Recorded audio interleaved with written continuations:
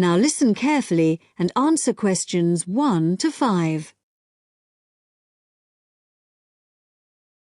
The time is 6:55 on Thursday, October the 15th. And now here is a brief review of this evening's programmes on Radio 6. Starting in just a few minutes, at 7 o'clock, we have the first programme in our new series, Animal Talk, a documentary with Laura Martins and Jeff Burns. And I'll be telling you some more about that in a minute. Then at 7:50 there will be a broadcast on behalf of the Rare Species Protection Group, telling you about some of the work they're doing to preserve endangered species. This will be followed at 8 o'clock by today's episode of Park Square, our drama series following the fortunes of a close-knit community in North London, in which Sunita begins to wonder if Carl has been telling her the truth, and Carl gets into trouble when a private email is read by the wrong person. At 8:30 we have our phone-in programme, What's Your View? Today's topic is the impact of the media, and you are invited to call in with your own views and questions on this topic. If you have a question for the panel, the number to call is 0207 815 4222. This will be followed at 9 o'clock by News and Weather, and then at the new time of 9:20 we have our Book of the Week, read by Graham Stanish. This week's book is a collection of Rudyard Kipling's Just So stories, which the author wrote for his children at the beginning of the 20th century, and which are now enjoyed by children and adults alike. This evening's story, entitled How the First Letter Was Written, is an imaginary account of the events that led to the invention of writing, involving a young girl called Taffy, and a series of misunderstandings that arise when Taffy sends the first written message in the history of the world. Before you hear the rest of the talk, you have some time to look at questions 6 to 10.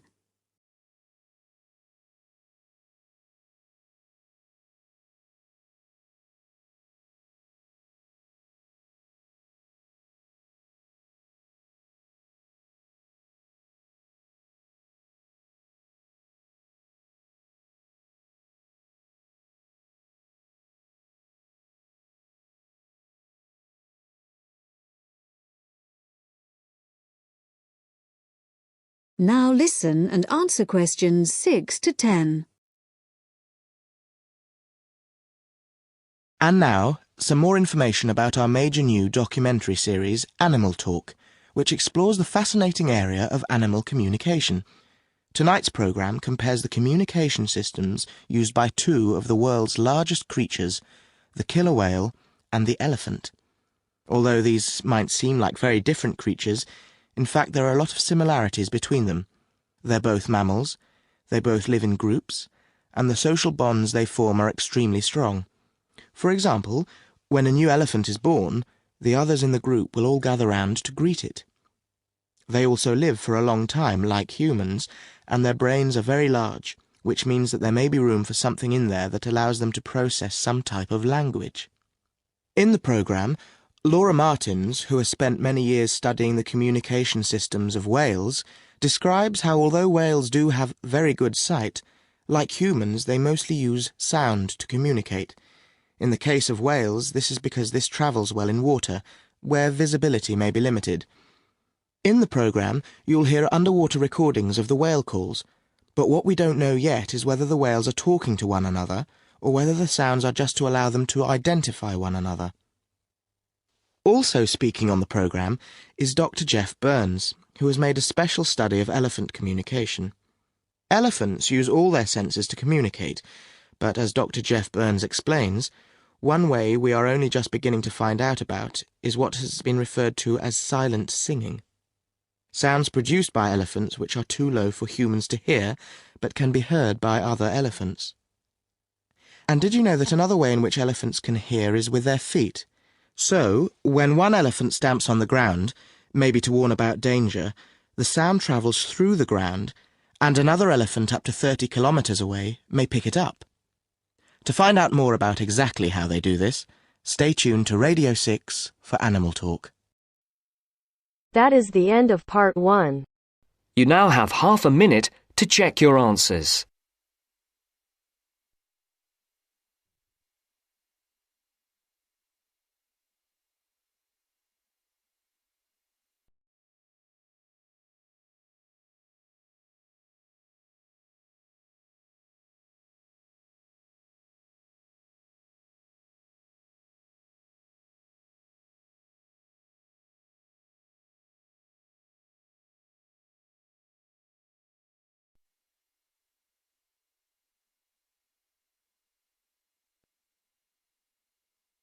Now turns to part 2. Part 2. You will hear a conversation between a travel agent and a customer. First, you have some time to look at questions 11 to 17.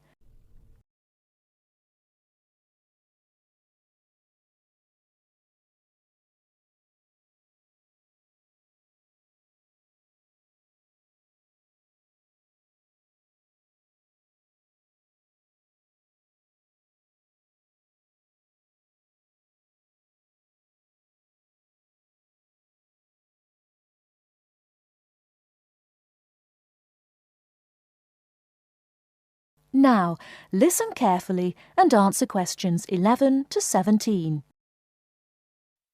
Good morning. Can I help you?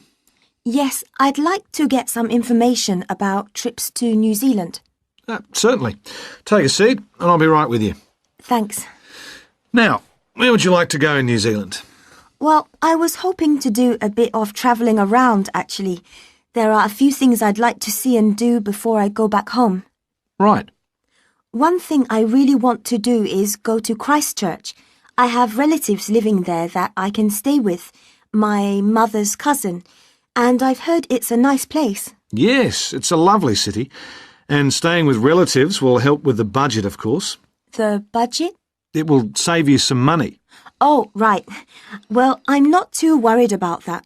I've saved quite a bit of money working in Australia. Oh, that's nice. Good for you. Well, you know that New Zealand consists of 2 main islands, the North Island and the South Island, and Christchurch is on the South Island.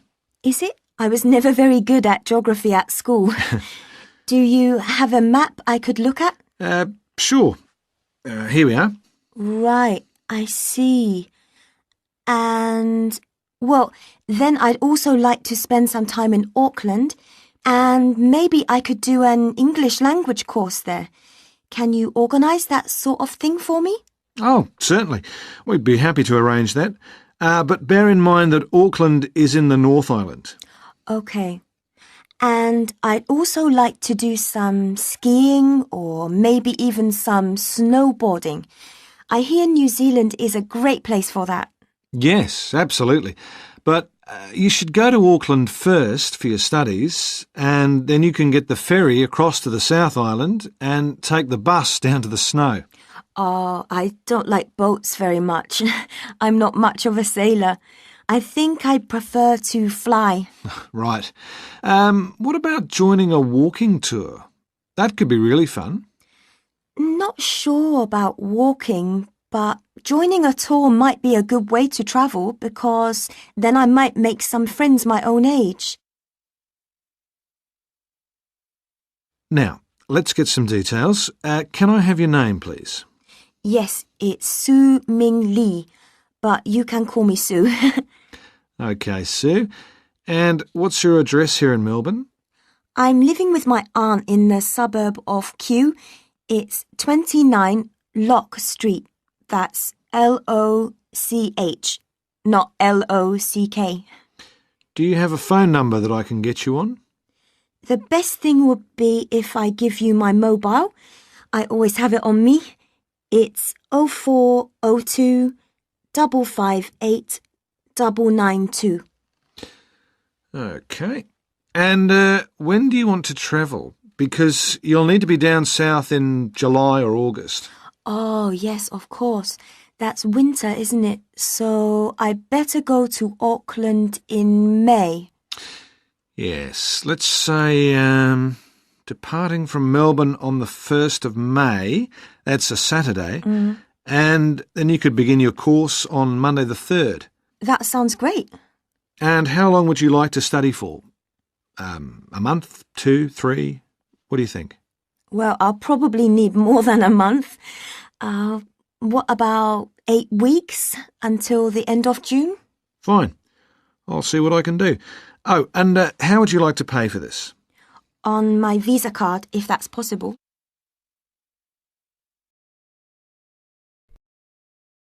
Before you hear the rest of the talk, you have some time to look at questions 18 to 20.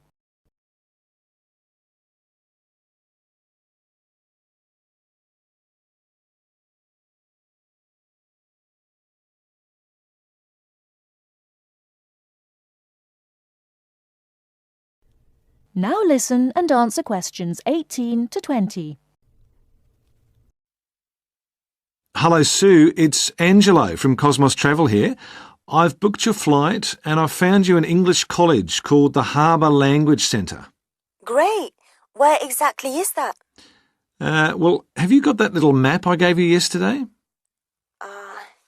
Yes? You see where the harbour is with the 3 wharves and the water? Yes. Got that? OK, there are 2 parallel streets. Quay Street, that's Quay, and Customs Street. The building where the college is located is on Quay Street, opposite Prince's Wharf. Right. Got it. And what about accommodation? Well, I've booked you into a hotel for the first 3 nights, and then the accommodation officer will find you a family to live with. Good. And where's the hotel? It's a short walk from the college, on the corner of Queen Street and City Road. Which corner exactly? On the left-hand side as we're looking at the map. OK. Near the little park. Yes, that's right. And what about a good bookshop? I'm going to need to buy a dictionary and some English books. Yes, well, I believe there's a really good language bookshop on the corner of Customs Street and Queen Street. It's near the college, so that's pretty convenient. Thank you so much. You've been really helpful. That is the end of part 2. You now have half a minute to check your answers.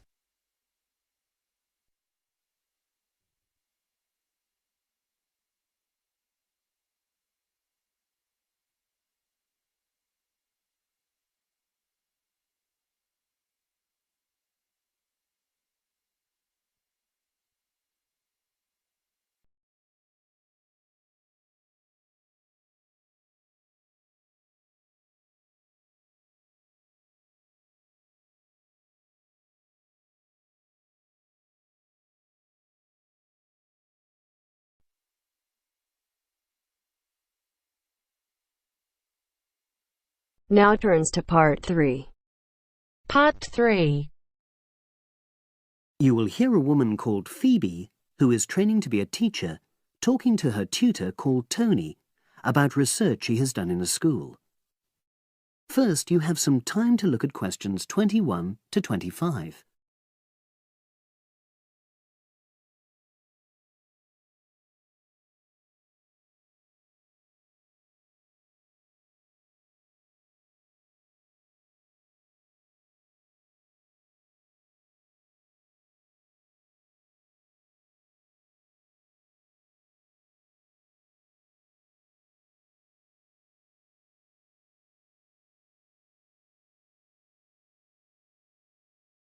Now listen and answer questions 21 to 25.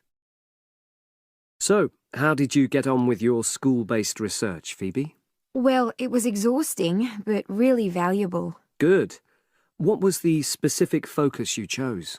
My title is Attitudes Towards Study Among 11 to 12-year-old Pupils. Right, and what made you choose that focus?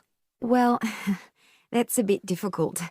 Lots of my classmates decided on their focus really early on, mainly on the basis of what they thought would help in their future career, in their first year's teaching. So that's what helped you decide? Actually, it was that I came across a book written by experienced teachers on student attitudes, and that motivated me to go for the topic. OK. So what were your research questions or issues? Well, I wanted to look at the ways students responded to different teachers, particularly focusing on whether very strict teachers made teenagers less motivated. And from your research, did you find that was true? No, not from what I saw, from my 5 days observation, talking to people and so forth. OK. We'll talk about the actual research methods in a moment, but before that, can you briefly summarise what your most striking findings are? Well, what really amazed me was the significant gender differences. I didn't set out to focus on that, but I found that boys were much more positive about being at school. Girls were more impatient. They talked a lot about wanting to grow up and leave school. Very interesting. Yeah, it is. From doing the research, it was clear to me that you might start out to focus on one thing, but you pick up lots of unexpected insights. Right. Did you get any insights into teaching? Yes, certainly. I was doing a lot of observations of the way kids with very different abilities collaborate on certain tasks. You know, help each other. And I began to realise that the lessons were developing in really unexpected ways. So, what conclusion do you draw from that?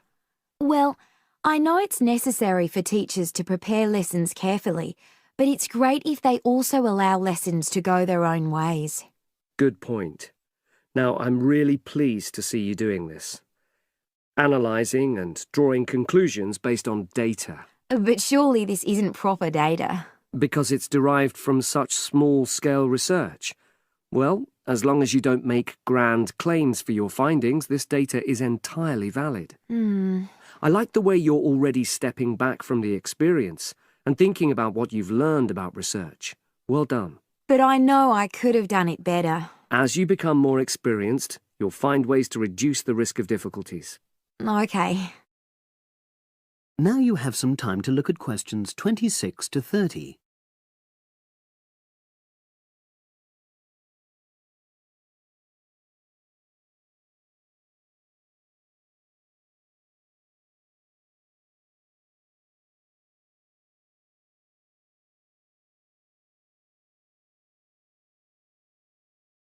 Now listen and answer questions 26 to 30. So, let's look in more detail at how you gathered your data. Let's start with lesson observation. Well, it generally went quite smoothly. I chose my focus and designed my checklist. Then teachers allowed me into their classes without any problems, which surprised me. It was afterwards that the grueling work started. Yeah, it's very time-consuming, isn't it? Making sense of analysing your observation notes. Absolutely. Much more so than interview data, for example. That was relatively easy to process, though I wanted to make sure I used a high-quality recorder to make transcription easier. And I had to wait until one became available. Right. And did you interview some kids as well? In the end, yes. I talked to 10, and they were great. I'd imagined I'd be bored listening to them, but... So it was easy to concentrate? Sure. One of the teachers was a bit worried about the ethics, you know, whether it was right to interview young pupils, and it took a while for him to agree to let me talk to 3 of the kids in his class, but he relented in the end. Good. What other methods did you use? I experimented with questionnaires, but I really regret that now. I decided to share the work with another student, but we had such different agendas it ended up taking twice as long. That's a shame. It might be worth you reflecting on ways you might improve on that for future projects. You're right, yeah. Okay. And the other thing I did was stills photography. I didn't take as many pictures as I'd hoped to. Lack of time? It's pretty easy just snapping away, but I wanted each snap to have a purpose, you know, that would contribute to my research aims, and I found that difficult. Well, that's understandable, but remember...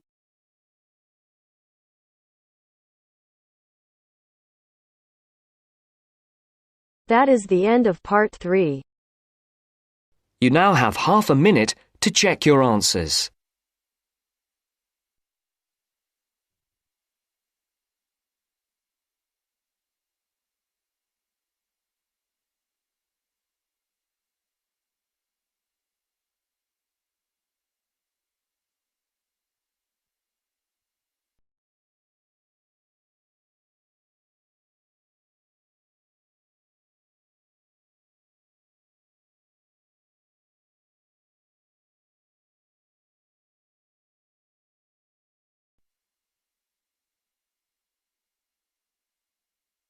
Now turns to part 4.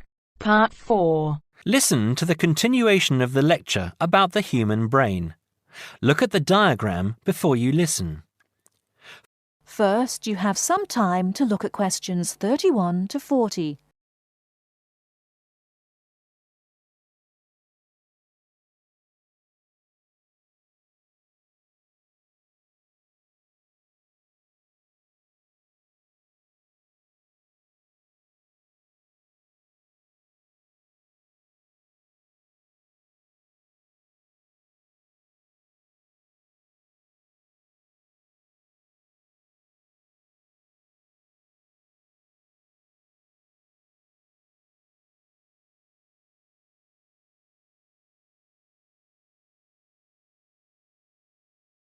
Now listen carefully and answer questions 31 to 40.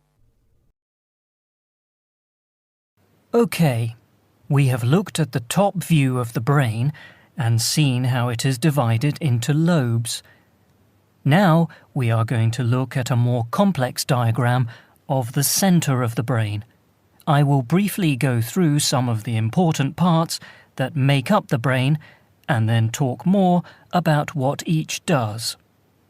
First of all, you can see that by far the largest part of the brain is the cerebrum, and it is made up of the 3 lobes we have already talked about.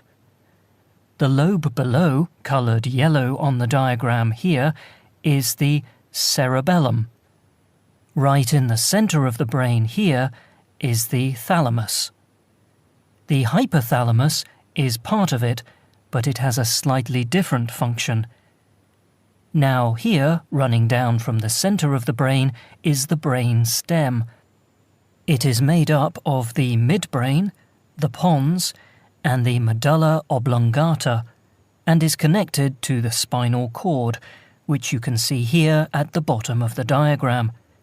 Now, finally, this little gland just to the left of the midbrain, it looks like a little tail, is the pituitary gland. OK, let's go back and say something about the function of the various parts of the brain. The cerebrum, the largest part, as we have said, has 2 halves or hemispheres. I will talk more about the difference between the 2 hemispheres later. The cerebrum is the part of the brain that is really our intelligence. It controls voluntary movement, that is, movement that we are in control of, speaking, for example. But it is also responsible for our emotional thinking and memory. The cerebellum is responsible for fine movement and coordination. It helps us with balance, for example, and to understand where we are in relation to space around us. The thalamus, here in the centre, processes what we feel with our body, touch and temperature, for example, and controls how we react to those senses. The hypothalamus has a similar function, but regulates bodily needs, such as hunger and thirst, and tells us when we need sleep. Now, at the top of the brain stem is the midbrain. This is a sort of switchboard, a very complex switchboard. It sends messages which help the brain communicate with other parts of the nervous system. The pons, in the middle of the brain stem here, sends messages from the cerebrum to the cerebellum and spinal cord. The medulla oblongata is here just above the spinal cord. It regulates essential bodily functions, like breathing and the rate of our heartbeat. The spinal cord is part of the central nervous system and runs down inside the spinal column. It connects the brain to nerves that go to the rest of the body. Now, the pituitary gland, this little gland, has a hugely important function. It releases hormones to the body that regulate all sorts of things. How quickly we grow, and the size we grow to, the rate at which we age. It also regulates whether we have a slow or fast metabolism and how we relate to stress. Now I am going to show you a model of the human brain, and I want you to identify... That is the end of part 4. You now have half a minute to check your answers.